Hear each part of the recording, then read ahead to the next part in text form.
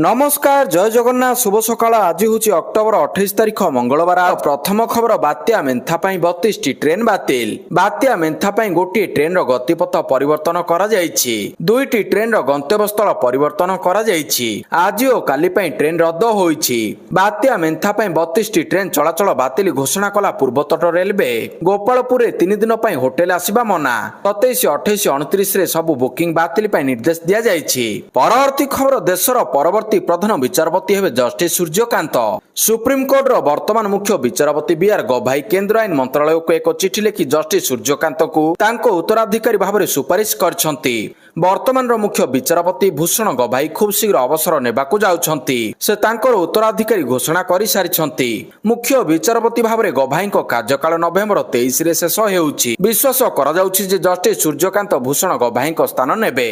परवर्ती खबर रामलला मंदिर निर्माण शेष। अयोध्या प्रभु श्री रामंकर भव्य मंदिर एवं संपूर्ण भाव में प्रस्तुत होईछि। यह राम भक्त मानक पई बहुत आनंद एवं गर्वर विषय जे मंदिर निर्माण सहित जड़ित समस्त प्रमुख कार्य समाप्ति होईछि। श्री राम जन्मभूमि तीर्थक्षेत्र ट्रस्ट सूचना प्रदान करिछि जे मुख्य मंदिर समेत संकलन में अवस्थित प्राय 16टी गुरुत्वपूर्ण धार्मिक ढांचार निर्माण कार्य समाप्त होईछि।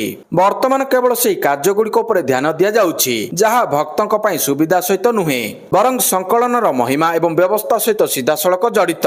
ट्रस्ट अनुसार मुख्य मंदिर निर्माण कार्य समाप्त होईछि एवं समग्र संकलन एवं एक दिव्य रूप नेछि। यह सूचित करे जे एक दीर्घकालीन स्वप्न एवं सत्य होईछि एवं भक्त माने शीघ्र एक पूर्ण भव्य मंदिर रे रामलला दर्शन करि परिबे। परवर्ती खबर आज समीक्षा करिबे मुख्यमंत्री। आज बात्या नै समीक्षा करिबे मुख्यमंत्री मोहन माझी।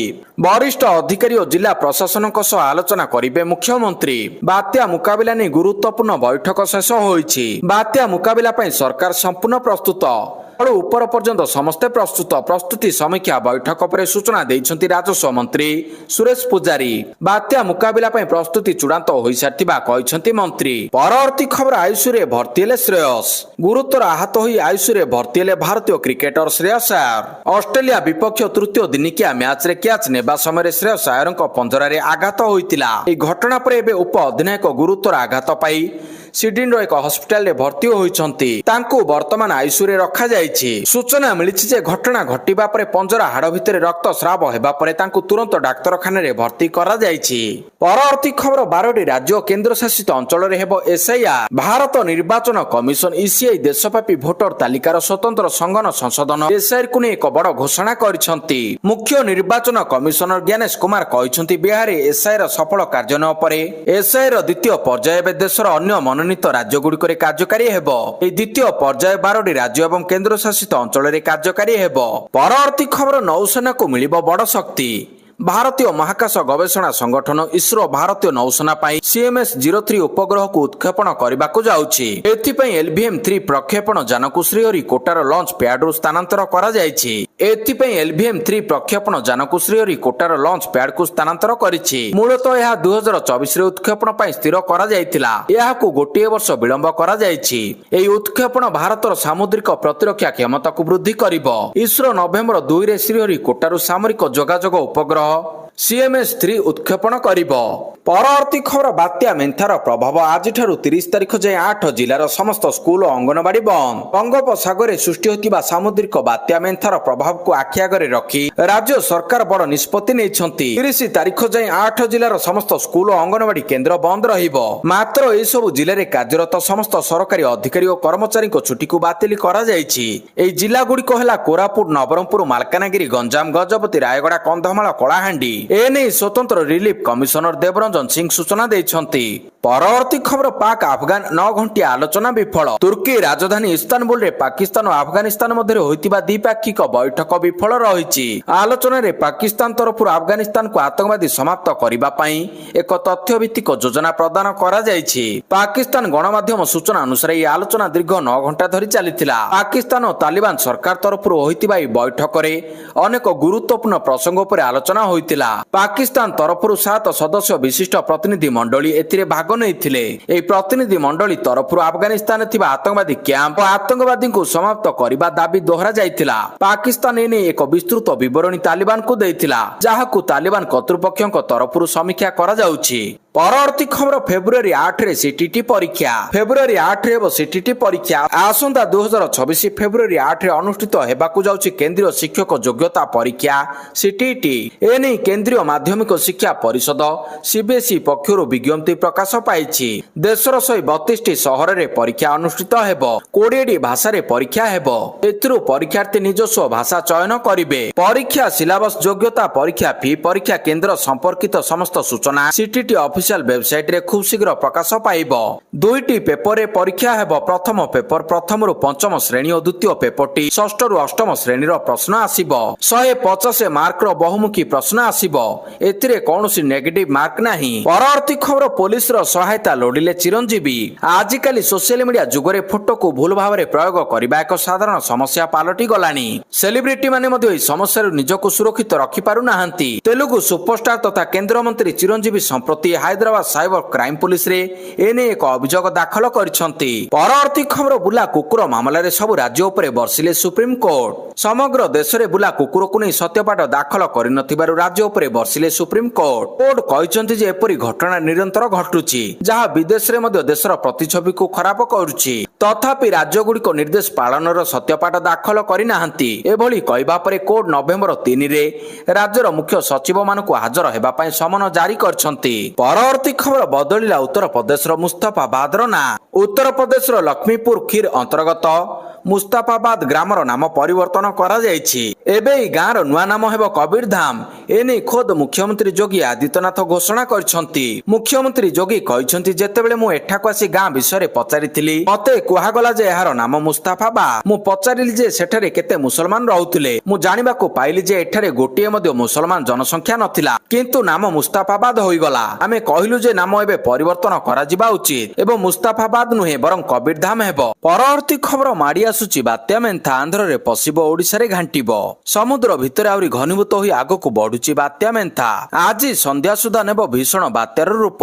ତାପରେ ଆନ୍ଧ୍ରପ୍ରଦେଶର କକିନଡା ଆଡକୁ ମୁହାଁଇବ। ଆଜି ସନ୍ଧ୍ୟାରୁ ଆରମ୍ଭ ହେବ ଲ୍ୟାଣ୍ଡଫଲ ପ୍ରକ୍ରିୟା। ପ୍ରାୟ 3ରୁ 4 ଘଣ୍ଟା ରହିବ ଲ୍ୟାଣ୍ଡଫଲ ପ୍ରକ୍ରିୟା। ଆଜି ରାତିରୁ ସକାଳ ପର୍ଯ୍ୟନ୍ତ ଭୀଷଣ ବାତ୍ୟା ମେନ୍ଥାର ବଡ଼ ପ୍ରଭାବ ଆନ୍ଧ୍ର ଓ ଦକ୍ଷିଣ ଓଡ଼ିଶା ଉପରେ ରହିବ। ଏହି ସମୟରେ ପବନର ବେଗ ଘଣ୍ଟା ପ୍ରତି 90ରୁ 100 କିଲୋମିଟର ରହିବ। ସର୍ବାଧିକ ପବନର ବେଗ 110 କିଲୋମିଟର ରହିବ। ଏହାପରେ ଉତ୍ତର ଉତ୍ତର ପଶ୍ଚିମ ଦିଗକୁ ଗତି କରିବ। ବର୍ତ୍ତମାନ କାକିନଡା ଉପକୂଳରୁ ଅଳ୍ପ ଦୂରରେ ସକ୍ରିୟ ରହିଛି ବାତ୍ୟା। ପାଣିପାଗ ବିଭାଗର ଆକଳନ ଅନୁସାରେ ଆସୁଥିବା ବାତ୍ୟା ଆନ୍ଧ୍ରରୁ ଛତିଶଗଡ଼ ଭାୟା ଓଡ଼ିଶା ଦେଇ ଗତି କରିବ। ପରବର୍ତ୍ତୀ ଖବର ମୁମ୍ବାଇରେ 50,000 କୋଟିର MOU। ମୁମ୍ବାଇରେ ଆରମ୍ଭ ହୋଇଛି 5 ଦିନିଆ ମାରିଟାଇମ୍ ସମ୍ମିଳନୀ। ସମ୍ମିଳନୀରେ ଭାରତର ସାମୁଦ୍ରିକ ଶକ୍ତିର ବ୍ଲୁପ୍ରିଣ୍ଟ ଦେଖିବ ସାରା ବିଶ୍ୱ। ଆଉ ଏଥିରେ ମୁଖ୍ୟ ଆକର୍ଷଣ ସାଜିଛି ରାଜ୍ୟର ନୌବାଣିଜ୍ୟ ପରମ୍ପରା ଉପରେ ଆଧାରିତ ଷ୍ଟଲ, ଯାହାକୁ ଉଦ୍ଘାଟନ କରିଛନ୍ତି ମୁଖ୍ୟମନ୍ତ୍ରୀ ମୋହନ ଚରଣ ମାଝୀ। ମୁମ୍ବାଇ ନସ୍କୋ ଗ୍ରାଉଣ୍ଡରେ ଚାଲିଛି ମାରିଟାଇମ୍ ସପ୍ତାହ। ଆଉ ଏଥିରେ ରାଜ୍ୟ ବାଣିଜ୍ୟ ପରିବହନ ପକ୍ଷରୁ ଖୋଲାଯାଇଛି ଓଡ଼ିଶାର ନୌବାଣିଜ୍ୟ ପରମ୍ପରା ଉପରେ ଆଧାରିତ ଷ୍ଟଲ। ମୁମ୍ବାଇରେ ଏହାକୁ ଉଦ୍ଘାଟନ କରିଛନ୍ତି ମୁଖ୍ୟମନ୍ତ୍ରୀ ମୋହନ ମାଝୀ। ଏଠାରେ ଓଡ଼ିଶାର ସମୃଦ୍ଧ ସାମୁଦ୍ରିକ ଐତିହ୍ୟ, ଆଧୁନିକ ବନ୍ଦର ଭିତ୍ତିଭୂମି ଏବଂ ମହତ୍ୱାକାଂକ୍ଷୀ ନୀଳ ଅର୍ଥନୀତି ରୋଡମ୍ୟାପ ଉପରେ ମୁଖ୍ୟମନ୍ତ୍ରୀ ଆଲୋକପାତ କରିଥିଲେ। ଓଡ଼ିଶା ଭାରତର ପୂର୍ବ ସାମୁଦ୍ରିକ ପୁନରୁତ୍ଥାନର ଏକ ପ୍ରମୁଖ ବାହକ ଭାବରେ ଠିଆ ହୋଇଛି। ଷ୍ଟିଲରେ ଓଡ଼ିଶା ନୌବାଣିଜ୍ୟ ଉପରେ ଆଧାରିତ ବାଲୁକା କଳା ମଧ୍ୟ ମୁଖ୍ୟମନ୍ତ୍ରୀ ବୁଲି ଦେଖିଥିଲେ। ପରବର୍ତ୍ତୀ ଖବର ଆୟାରଲାଣ୍ଡ ରାଷ୍ଟ୍ରପତି ହେଲେ କୋଥରିନ୍ କନୋଲି। ଆୟାରଲାଣ୍ଡରେ ଅନୁଷ୍ଠିତ ନିର୍ବାଚନରେ କୋଥରିନ୍ କନୋଲି ପରବର୍ତ୍ତୀ ରାଷ୍ଟ୍ରପତି ନିର୍ବାଚିତ ହୋଇଛନ୍ତି। କନୋଲିଙ୍କ ସପକ୍ଷରେ 60% ଭୋଟ ଯାଇଥିବା ଜଣାପଡ଼ିଛି। ବିରୋଧୀ ପ୍ରାର୍ଥୀ ପରାଜୟ ସ୍ୱୀକାର କରିନେଇଛନ୍ତି। ପରବର୍ତ୍ତୀ ରାଷ୍ଟ୍ରପତି ଭାବେ ବାମପନ୍ଥୀ ରାଜନୈତିକ ବିଚାରଧାରାକୁ ସମର୍ଥନ କରୁଥିବା ସ୍ୱାଧୀନ ପ୍ରାର୍ଥୀ କନୋଲିଙ୍କୁ ଅଭିନନ୍ଦନ ଜଣାଇବାକୁ ଚାହାନ୍ତି ବୋଲି ସେଣ୍ଟରାଇଡ୍ ପାର୍ଟି ପ୍ରାର୍ଥୀ ହିଥ୍ରୋ ହାମ୍ଫ୍ରେସ୍ ଗଣମାଧ୍ୟମକୁ କହିଛନ୍ତି। 68 ବର୍ଷିଆ କନୋଲିଙ୍କ ପ୍ରତି ଭୋଟରମାନଙ୍କ ଦୃଢ଼ ସମର୍ଥନ ରହିଥିବା ନିର୍ବାଚନରୁ ପ୍ରମାଣିତ ହୋଇଛି। ପରବର୍ତ୍ତୀ ଖବର ସମ୍ଭାବ୍ୟ ବାତ୍ୟାକୁ ଦୃଷ୍ଟି ରଖି ମାଛକୁଣ୍ଡ ଜଳ ଭଣ୍ଡାର 6ଟି ଗେଟ୍ ଖୋଲିଲା। ସମୁଦ୍ରରୁ ବଳ ଗୋଟାଇ ସ୍ଥଳଭାଗକୁ ମାଡ଼ି ଆସୁଛି ବାତ୍ୟା। ବଙ୍ଗୋପସାଗରରେ ସୃଷ୍ଟି ହୋଇଥିବା ସାମୁଦ୍ରିକ ବାତ୍ୟା ମେନ୍ଥାର ଗତି ଧୀରେ ଧୀରେ ଆଗକୁ ବଢୁଛି। ଏହାକୁ ନଜରରେ ରଖି କୋରାପୁଟ ଜିଲ୍ଲା ଲମତାପୁଟ ମାଛକୁଣ୍ଡ ଜଳ ଭଣ୍ଡାର 6ଟି ଗେଟ୍ ଖୋଲିଛି। ଜଳଭଣ୍ଡାରରେ 4ଟି ଗେଟ୍ ଦେଇ ଜଳ ନିଷ୍କାସନ ହେଉଛି। ମାଛକୁଣ୍ଡ ଡ୍ୟାମରୁ ମଧ୍ୟ 2ଟି ଗେଟ୍ ଦେଇ ଜଳ ନିଷ୍କାସନ ହେଉଥିବା ସୂଚନା ମିଳିଛି। ସମ୍ଭାବ୍ୟ ବାତ୍ୟାକୁ ଦୃଷ୍ଟି ରଖି ଏଭଳି ନିଷ୍ପତ୍ତି ନିଆଯାଇଛି। ପରବର୍ତ୍ତୀ ଖବର ପନିପରିବା କଳା ବଜାରୀ କଲେ କଠୋର କାର୍ଯ୍ୟାନୁଷ୍ଠାନ। ଓଡ଼ିଶା ସରକାର ରାଜଧାନୀ ଭୁବନେଶ୍ୱରରେ ପନିପରିବା ଦର ଉପରେ କଡ଼ା ନଜର ରଖିଛନ୍ତି ଏବଂ କଳା ବଜାରୀ ବିରୋଧରେ କଠୋର କାର୍ଯ୍ୟାନୁଷ୍ଠାନ ଗ୍ରହଣ କରିବେ ବୋଲି ଖାଦ୍ୟ ଯୋଗାଣ ଏବଂ ଖାଉଟି କଲ୍ୟାଣ ମନ୍ତ୍ରୀ କୃଷ୍ଣଚନ୍ଦ୍ର ପାତ୍ର ଜନସାଧାରଣମାନଙ୍କୁ ଆଶ୍ୱାସନା ଦେଇଛନ୍ତି। ବାତ୍ୟା ସମୟରେ ଗ୍ରାହକ ଶୋଷଣକୁ ସହାୟକ କରାଯିବ ନାହିଁ। ରାଜ୍ୟ ସରକାର ପରିସ୍ଥିତି ବିଷୟରେ ସମ୍ପୂର୍ଣ୍ଣ ଅବଗତ। ଯଦି କୌଣସି ସ୍ଥାନରେ କଳାବଜାରୀ ହୁଏ ତେବେ କଠୋର କାର୍ଯ୍ୟାନୁଷ୍ଠାନ ଗ୍ରହଣ କରାଯିବ। ବାତ୍ୟା ସମୟରେ କେହି ଗ୍ରାହକଙ୍କୁ ଶୋଷଣ କରିପାରିବେ ନାହିଁ। ଏହାକୁ ସହ୍ୟ କରାଯିବ ନାହିଁ। ବାତ୍ୟା ମେନ୍ଥା ବେଶୀ କିଛି କ୍ଷୟକ୍ଷତି କରିବାର ଆଶଙ୍କା ନାହିଁ। ଲୋକମାନଙ୍କୁ ଚିନ୍ତା କରିବାର ଆବଶ୍ୟକତା ନାହିଁ ବୋଲି କହିଛନ୍ତି ମନ୍ତ୍ରୀ। ପରବର୍ତ୍ତୀ ଖବର, ରାଷ୍ଟ୍ରପତି ଭବନରେ ଛଟ୍ ପୂଜା ସାମିଲ ହେଲେ ରାଷ୍ଟ୍ରପତି ଦ୍ରୌପଦୀ ମୁର୍ମୁ। ସାଧାରଣ ଲୋକଙ୍କ ସହ ମିଶି ଅସ୍ତଗାମୀ ସୂର୍ଯ୍ୟଙ୍କୁ ଅର୍ଘ୍ୟ ଅର୍ପଣ କଲେ ରାଷ୍ଟ୍ରପତି। ଦେଶର ନାଗରିକମାନଙ୍କ ମଙ୍ଗଳ ଏବଂ ସମୃଦ୍ଧି ପାଇଁ ପ୍ରାର୍ଥନା କରିଛନ୍ତି ମହାମହିମ। ପରବର୍ତ୍ତୀ ଖବର, ମୁମ୍ବାଇରୁ 6 ସନ୍ଦିଗ୍ଧ ଆଫଗାନ ନାଗରିକ ଗିରଫ। ମୁମ୍ବାଇ ପୋଲିସ ସୋମବାର 6 ଜଣ ସନ୍ଦିଗ୍ଧ ଆଫଗାନ ନାଗରିକଙ୍କୁ ଗିରଫ କରିଛି। ସେମାନେ ସମସ୍ତେ ଜାଲ କାଗଜପତ୍ର ଆଧାରରେ ମୁମ୍ବାଇରେ ରହୁଥିଲେ। ପଚରାଉଚରା ସମୟରେ ସେମାନେ କୌଣସି ବୈଧ କାଗଜପତ୍ର ଦେଖାଇ ପାରିନଥିଲେ, ଯାହା ଫଳରେ ପୋଲିସ ସେମାନଙ୍କୁ ଗିରଫ କରିଛି ବୋଲି ମୁମ୍ବାଇ ପୋଲିସର ଜଣେ ଅଧିକାରୀ ସୋମବାର ଦିନ ଏପରି ପ୍ରକାଶ କରିଛନ୍ତି। ସମସ୍ତ ଆଫଗାନ ନାଗରିକଙ୍କୁ ଚିହ୍ନଟ କରାଯାଇଛି। ପୋଲିସ କହିଛି ଯେ ସେମାନଙ୍କୁ ଖୁବ୍ ଶୀଘ୍ର ଆଫଗାନିସ୍ତାନକୁ ପଠାଇ ଦିଆଯିବ। ପରବର୍ତ୍ତୀ ଖବର, ରାଷ୍ଟ୍ରପତି ଦ୍ରୌପଦୀ ମୁର୍ମୁ କହିଛନ୍ତି ଯୁବ ଅଧିକାରୀଙ୍କ ନେତୃତ୍ୱାଧୀନ ପୋଲିସ ବାହିନୀ ବିକଶିତ ଭାରତ ଗଠନରେ ପ୍ରମୁଖ ଭୂମିକା ଗ୍ରହଣ କରିବ। ନୂଆଦିଲ୍ଲୀରେ 2024 ବ୍ୟାଚର ଭାରତୀୟ ପୋଲିସ ସେବା ପ୍ରଶିକ୍ଷାର୍ଥୀଙ୍କୁ ସମ୍ବୋଧନ କରି ରାଷ୍ଟ୍ରପତି ଏପରି କହିଛନ୍ତି। ରାଷ୍ଟ୍ରପତି କହିଛନ୍ତି କ୍ଷମତା ସହିତ ଉତ୍ତରଦାୟିତ୍ୱ ଆସେ ବୋଲି ଯୁବ ଅଧିକାରୀମାନେ ମନେ ରଖିବା ଉଚିତ। ନୈତିକ ଚିନ୍ତାଧାରା ଏବଂ ଜରୁରୀକାଳୀନ ପରିସ୍ଥିତିର ମୁକାବିଲା ସମୟରେ ନ୍ୟାୟ ଏବଂ ନିରପେକ୍ଷ ପଥ ଅନୁସରଣ କରିବାକୁ ରାଷ୍ଟ୍ରପତି ପ୍ରଶିକ୍ଷାର୍ଥୀଙ୍କୁ ପରାମର୍ଶ ଦେଇଛନ୍ତି। ପରବର୍ତ୍ତୀ ଖବର, ଶ୍ରୀମନ୍ଦିରରେ ପୁଣି ନକଲି ଗୁମୁସ୍ତା। ପୁରୀ ଶ୍ରୀମନ୍ଦିରରେ ପୁଣି ନକଲି ଗୁମୁସ୍ତାଙ୍କ ପ୍ରାଦୁର୍ଭାବ।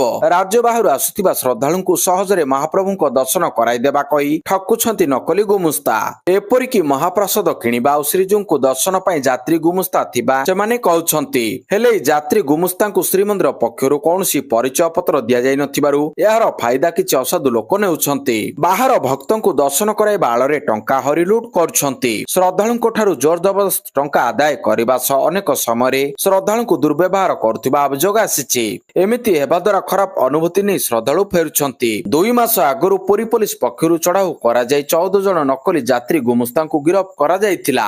ପରବର୍ତ୍ତୀ ଖବର, ଦେଶରେ ମତ୍ସ୍ୟ କ୍ଷେତ୍ରକୁ ସୁଦୃଢ କରିବା ପାଇଁ ସରକାର ବ୍ୟାପକ ଯୋଜନା ପ୍ରଣୟନ କରିବାକୁ ଲକ୍ଷ୍ୟ ରଖିଛନ୍ତି କହିଲେ ଅମିତ ଶାହ। ଆଗାମୀ 5 ବର୍ଷ ମଧ୍ୟରେ ସମଗ୍ର ଦେଶରେ ସମୟ ଭିତ୍ତିରେ ଅତି କମରେ 200ଟି ଗଭୀର ସମୁଦ୍ରରୁ ମାଛ ଧରା ଯନ୍ତ୍ରଚାଳିତ ଡଙ୍ଗା ବଣ୍ଟନ କରିବାକୁ ସରକାର ଯୋଜନା କରୁଛନ୍ତି ବୋଲି ସ୍ୱରାଷ୍ଟ୍ର ମନ୍ତ୍ରୀ ଅମିତ ଶାହ କହିଛନ୍ତି। ପ୍ରଧାନମନ୍ତ୍ରୀ ମତ୍ସ୍ୟ ସମ୍ପଦ ଯୋଜନା ଅଧୀନରେ ମୁମ୍ବାଇର ମଜଗାଓଁ ବନ୍ଦରରେ ହିତାଧିକାରୀଙ୍କୁ 2ଟି ଗଭୀର ସମୁଦ୍ରରୁ ମାଛ ଧରିବା ଯନ୍ତ୍ରଚାଳିତ ଡଙ୍ଗା ବଣ୍ଟନ ଅବସରରେ ମନ୍ତ୍ରୀ ଶାହ ଏପରି କହିଛନ୍ତି। ଡଙ୍ଗା 2ଟିର ପଞ୍ଜୀକରଣ ପ୍ରମାଣପତ୍ର ଏବଂ ପ୍ରତୀକାତ୍ମକ ଚାବିକୁ ଶାହ ହିତାଧିକାରୀଙ୍କୁ ହସ୍ତାନ୍ତର କରିଛନ୍ତି। ପରବର୍ତ୍ତୀ ଖବର, ଦକ୍ଷିଣ ଚାଇନା ସାଗରରେ ଆମେରିକାର ଯୁଦ୍ଧ ବିମାନ ହେଲିକପ୍ଟର ନିଖୋଜ। ଆମେରିକା ନୌସେନାର ବିମାନବାହୀ ଜାହାଜ USS ନିମିଟ୍ଜରୁ ଉଡାଣ କରିଥିବା FA-18F ସୁପର ହର୍ନେଟ ଯୁଦ୍ଧ ବିମାନ ଓ MH-60 RC ହକ୍ ହେଲିକପ୍ଟର ରବିବାର ଦକ୍ଷିଣ ଚାଇନା ସାଗରରେ 30 ମିନିଟ ଅନ୍ତରରେ ଦୁର୍ଘଟଣାଗ୍ରସ୍ତ ହୋଇଛନ୍ତି। ହେଲିକପ୍ଟର 3 କ୍ରୁ ସଦସ୍ୟ ଯୁଦ୍ଧ ବିମାନର 2 ପାଇଲଟ ନିରାପଦରେ ଉଦ୍ଧାର ହୋଇଥିବା ବେଳେ ସମସ୍ତେ ସୁସ୍ଥ ଅଛନ୍ତି ବୋଲି ପ୍ୟାସିଫିକ ଫ୍ଲିଟ୍ ବିବୃତ୍ତି ଦେଇଛି। ସେପଟେ ଦୁର୍ଘଟଣାର କାରଣ ଜାଣିବା ପାଇଁ ତଦନ୍ତ ଚାଲିଛି। ପରବର୍ତ୍ତୀ ଖବର, ମୋର୍ଚ୍ଚା ସମ୍ଭାଳିବେ ପ୍ରିୟଙ୍କା ଗାନ୍ଧୀ। ଛଟ୍ ପରେ ପ୍ରଚାର ମଇଦାନକୁ ଓହ୍ଲାଇବ ମହାଗଠବନ୍ଧନ। ଆଜିଠାରୁ ବେଗୁରସାଇରୁ ବିହାର ବିଧାନସଭା ନିର୍ବାଚନ ପାଇଁ ପ୍ରଚାର କରିବେ ପ୍ରିୟଙ୍କା ଗାନ୍ଧୀ। ସେହିପରି 29ରୁ ଭଉଣୀଙ୍କ ସହ ଯୋଗଦେବେ ରାହୁଲ ଗାନ୍ଧୀ। ଏଥିସହ ଆଜି ମହାଗଠବନ୍ଧନ ନିର୍ବାଚନୀ ଇସ୍ତାହାର ଜାରି କରିବ। ବିହାର ବିଧାନସଭା ନିର୍ବାଚନରେ କିଏ ମାରିବ ବାଜି ସେ କଥା କହିବ ଫଳାଫଳ। ଭୋଟରଙ୍କୁ ଆକୃଷ୍ଟ କରିବାକୁ ପ୍ରଚାର ମଇଦାନକୁ ଆଜିଠାରୁ ଓହ୍ଲାଇବେ ମହାଗଠବନ୍ଧନର ହାଇ ପ୍ରୋଫାଇଲ ନେତା। ଆଜି ପ୍ରିୟଙ୍କା ଗାନ୍ଧୀ ବେଗୁରସାଇ ଠାରୁ ପ୍ରଚାର ଆରମ୍ଭ କରିବେ ଓ ଆସନ୍ତାକାଲି ରାହୁଲ ଗାନ୍ଧୀ। ପରବର୍ତ୍ତୀ ଖବର, ରୁଷର ଘାତକ କ୍ଷେପଣାସ୍ତ୍ର ପରୀକ୍ଷା। ରୁଷ ୟୁକ୍ରେନ ଯୁଦ୍ଧ ଭିତରେ କ୍ଷେପଣାସ୍ତ୍ର ପରୀକ୍ଷାରେ ରୁଷର ବଡ ସଫଳତା। ବିଶ୍ୱର ପ୍ରଥମ ପରମାଣୁ ଚାଳିତ କ୍ରୁଜ ମିସାଇଲ ବୁର୍ଭେଷ୍ଟନିକର ସଫଳ ପରୀକ୍ଷଣ କରିଛି ରୁଷ। ଏହାକୁ କୌଣସି ପ୍ରତିରକ୍ଷା ବ୍ୟବସ୍ଥା ରୋକିପାରିବ ନାହିଁ ବୋଲି ରୁଷ ରାଷ୍ଟ୍ରପତି ଭ୍ଲାଦିମିର ପୁଟିନ ଦାବି କରିଛନ୍ତି। ୟୁକ୍ରେନ ସହ ଯୁଦ୍ଧ ମଧ୍ୟରେ ରୁଷ ତାର ନୂଆ ପରମାଣୁ ଶକ୍ତି ଚାଳିତ କ୍ରୁଜ ମିସାଇଲ ବୁର୍ଭେଷ୍ଟନିକ ସଫଳ ପରୀକ୍ଷା କରିଛି। ଏହାର ସଫଳତା ସମ୍ପର୍କରେ ରାଷ୍ଟ୍ରପତି ଭ୍ଲାଦିମିର ପୁଟିନ ଘୋଷଣା କରିଛନ୍ତି। ଏହାର ଲକ୍ଷ୍ୟବୋଧ କ୍ଷମତା ଅସୀମିତ, ଘଣ୍ଟା ପ୍ରତି ପ୍ରାୟ 1300 କିଲୋମିଟର ବେଗରେ ଏହା ଗତି କରିବ।